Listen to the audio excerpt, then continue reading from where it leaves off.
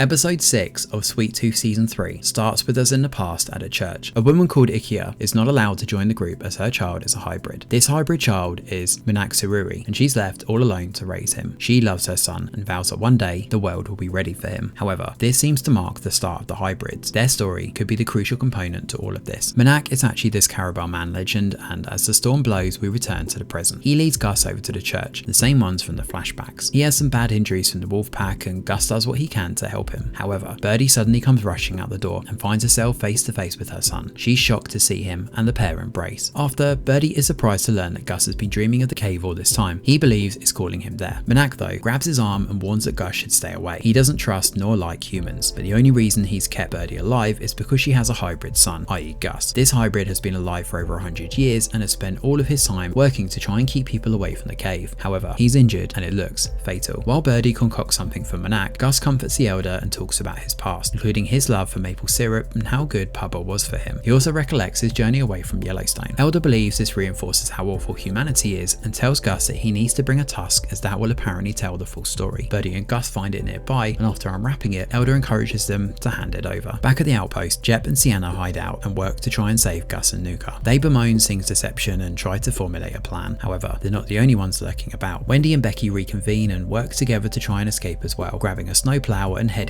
outside. In the middle of the frozen tundra, Wendy speaks courageously to Becky, telling her that she shouldn't blame herself for killing the wolf pup. Wendy doesn't even blame the wolves for their behaviour either. Instead, the person she blames is Zhang and how she forced them to act this way. While this is happening, Zhang and her group set things up to ride out, with Rosie showing exactly what direction Gus has travelled and where he's going.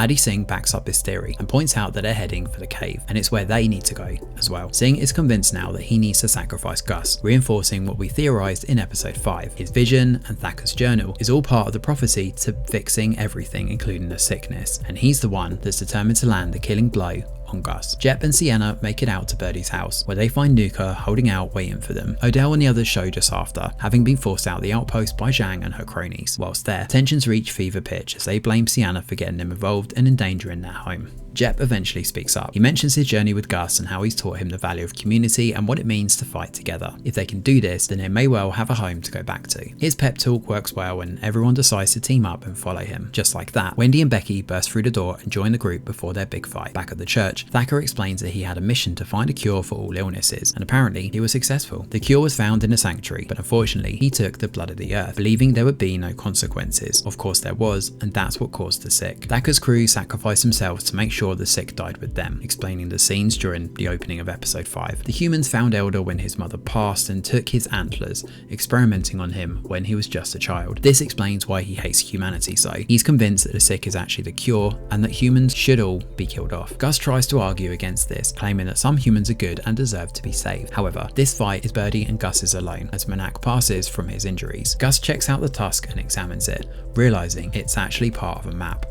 The missing ingredient was always Gus, and alongside Birdie, they work to set out and make this cure a reality. As the final fight is upon us, the sun sets and everyone gears up for the next leg of this journey. Singh and Zhang ride out to the cave while Rosie contemplates her sister's words, who tells her, in no uncertain terms, that she should stop pretending not to care about her wolf pups. As the episode ends, an ominous banging at the door rouses Birdie and Gus, and that is where episode 6 of Sweet Tooth Season 3 comes to an end. Thanks for watching, and do let us know your thoughts in the comments below.